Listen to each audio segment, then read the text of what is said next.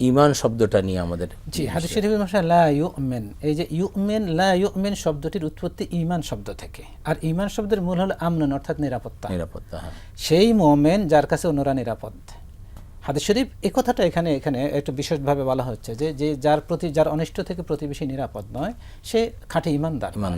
সুতরাং এই আমাদের রমাদান হলো আমাদের ঈমানের উৎকর্ষ সাধনের মাস, আমাদের ঈমানের উৎকর্ষ সাধন এবং তাকওয়া অর্জনের মাস। সুতরাং তাকওয়া মানে তো হলো যে আল্লাহকে ভয় করে আল্লাহর অপছন্দনীয় সকল কাজ থেকে বিরত থাকা। আর এর মাঝে অন্যতম হলো আত্মীয় এবং প্রতিবেশীর হক আদায় করা এবং তাদেরকে কোনোভাবে ক্ষতিগ্রস্ত না করা।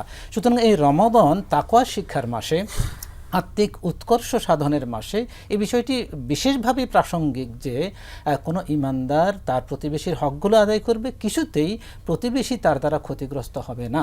আমরা বিশেষ করে আরেকটা হাদিস আমাদের সামনে এসে যায়, নবীজি সাল্লাল্লাহু আলাইহি সাল্লাম বলেছেন, ইবদা বিমান তাউল, তাকে দিয়ে তোমার সদাচরণ শুরু করো যে তোমার কাছের। আর সেটা কোরআনও বলেছে, ও দিল কুরবা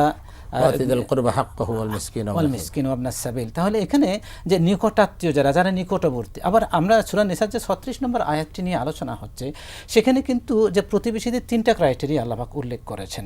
এর মাধ্যমে আমরা প্রতিবেশীকেও কিন্তু বিভিন্ন ভাগে ভাগ করতে পারি। যেমন একটা হলো মুসলিম প্রতিবেশী, অমুসলিম প্রতিবেশী, আত্মীয় প্রতিবেশী, অনাত্মীয় প্রতিবেশী, কাছের প্রতিবেশী, দূরবর্তী প্রতিবেশী, স্থায়ী প্রতিবেশী, অস্থায়ী প্রতিবেশী, সাময়িক প্রতিবেশী। এমনকি কোরআনের ভাষায় ওয়াসাহিবু বিল জামবে এর ব্যাখ্যায় সাহাবায়ে কেরাম থেকে যে তাফসীর এসেছে, সেই তাফসীরটা হলো এটা হলো আর রফিকু ফিস সাফার, অর্থাৎ সাময়িক।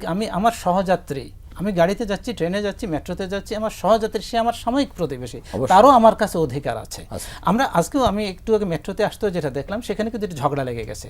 আমি নিজে ঝগড়াটা থামানোর জন্য আমাকে উদ্যোগী হতে হয়েছে। তো দেখা গেল যে এই যে আমার সাময়িক প্রতিবেশী, সেও আমার কাছে সদাচরণের অধিকার রাখে এবং কিছুতেই আমার দ্বারা ক্ষতিগ্রস্ত হওয়ার কোনো ঝুঁকি যেন তার তৈরি না হয়। ইসলামে এই অধিকার অবশ্যই দিয়েছে। এবং নবীজি বলছেন, যে ব্যক্তির অন্যায় থেকে, তার অনিষ্ট থেকে তার প্রতিবেশী নিরাপদ নয়, সে পরিপূর্ণ ঈমানদার নয়। সুতরাং এই রমাদানেও এবং বিশেষ করে আমরা বারবার বলছি যে রমাদানের বিষয়টা অধিকতর প্রাসঙ্গিক, কারণ রমাদান হলো আমাদের ধৈর্য ধারণের মাস।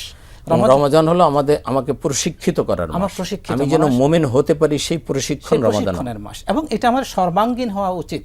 এটা এবং কিছুতে একজন ঈমানদার আত্মকেন্দ্রিক হতে পারে না, কারণ তাকে সৃষ্টি করা হয়েছে লিন্নাস, মানুষের কল্যাণে। ঈমানদারকে সৃষ্টি করা হয়েছে মানুষের কল্যাণে। সুতরাং একজন ঈমানদার কিছুতে আত্মকেন্দ্রিক হবে না, কিছুতে স্বার্থপর হবে না, বরং সবাইকে নিয়ে তাকে চলতে হবে, এটা তার দায়িত্ব। এমনকি কোরআনের ভাষায় যে অমুসলিম প্রতিবেশী, তারও অধিকার রয়েছে। এই রমাদানে তারও অধিকার আছে, রমাদানের বাইরে তারও অধিকার আছে। স্থায়ী অস্থায়ী সকল, নিবাসী অনিবাসী সকল প্রতিবেশীর অধিকার আছে। সুতরাং আমাদের কথা, আমাদের কাজ, আমাদের ইশারা ইঙ্গিত, আমাদের পরিকল্পনা, আমাদের প্রত্যেক প্ল্যান, অর্থাৎ একজন মানুষের জীবনের যতগুলো দিক ও বিভাগ থাকে, প্রত্যেক বিভাগে তার থেকে তার প্রতিবেশীকে নিরাপদ থাকতে হবে। হাদিস শরীফে একথাও বলা হয়েছে, লাআনাল্লাহু মান গায়্যারা মানারাল আরদ। আমাদের দেশে একটা অপসংস্কৃতি, খুব জঘন্য সংস্কৃতি গ্রামাঞ্চলে, সেটা হলো আইল ঠেলাঠেলি। যে প্রতিবেশী শহরে থাকেন অথবা বিদেশ থাকেন, কিছুদিন পর তার জমিটা ছোট হয়ে যায়। অথচ হাদিসের ভাষায় যে আল্লাহ লাআনাল্লাহু মান গায়্যারা মানারাল আরদ, আল্লাহর লানত তার উপরে যে ব্যক্তি জমির এই সীমানা নির্দেশককে পরিবর্তন করে দেয়, অর্থাৎ আইল ঠেলাঠেলি করে। সুতরাং প্রত্যেকটি ক্ষেত্রে, আমার ব্যবসা ক্ষেত্রে যেমন আমার প্রতিবেশী আছেন, আমার তার প্রতি আমাকে যত্নবান হতে হবে, সে যেন ক্ষতিগ্রস্ত না হয়, আমাকে লক্ষ্য রাখতে হবে। আমার কর্মস্থলে আমার সহকর্মী, সে আমার প্রতিবেশী, সেক্ষেত্রে আমাকে সতর্ক থাকতে হবে। আমার বাসা বাড়িতে আমার প্রতিবেশীর প্রতি তার অধিকার আছে এবং তার ব্যাপারে আমার যত্নবান হতে হবে, সতর্ক থাকতে হবে, সে যেন আমার দ্বারা ক্ষতিগ্রস্ত না হয়। আমার হাঁটা চলার পথে আমার সাথে যিনি হেঁটে যাচ্ছেন, সে আমার সাময়িক প্রতিবেশী, যদি 1 সেকেন্ডের জন্য হয়, তার অধিকার আছে আমার নিকট এবং কিছুতে আমি তাকে ক্ষতিগ্রস্ত করা যাবে না। আমরা অনেক সময় যেমন ব্যাংকে লাইন ধরি বা হসপিটালে লাইন ধরি, অনেক সময় দেখা যায় যে এই সাময়িক আমার প্রতিবেশী যারা, আমরা তাদেরকে ক্ষতিগ্রস্ত করে আমরা লাইন ব্রেক করি। অন্যায়, এটা হারাম, এটা হকুল ইবাদ লঙ্ঘিত হয় এখানে, এবং আল্লাহ পাক হকুল ইবাদ কিন্তু ক্ষমা করবেন না।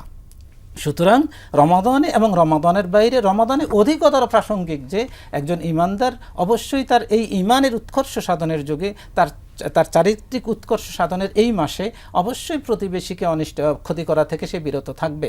এবং বিশেষ করে আমাদের এই উৎকর্ষটা হাদিস শরীফে এসেছে যে রমাদান আমাদের মূলত আমাদের দুটো জিনিসের উপরে রমাদান কন্ট্রোল এনে দেয়, তিনটা জিনিস। একটা হলো আমাদের অন্তর, আরেকটা এটা হলো কিন্তু পঞ্চেন্দ্রিয়ের উপরে প্রভাব বিস্তারকারী আরেকটা ইন্দ্রিয় অন্তর, মানুষের মন, যেটা হাদিস শরীফে সহিহ বুখারীর 52 নম্বর হাদিস, ইন্না ফিল জাসাদি মুদগাতান ইযা সালাহাত সালাহাল জাসাদু কুল্লু ওয়া ইযা ফাসাদাত ফাসাদাল জাসাদু কুল্লু আলা ওয়া হিয়াল কলব।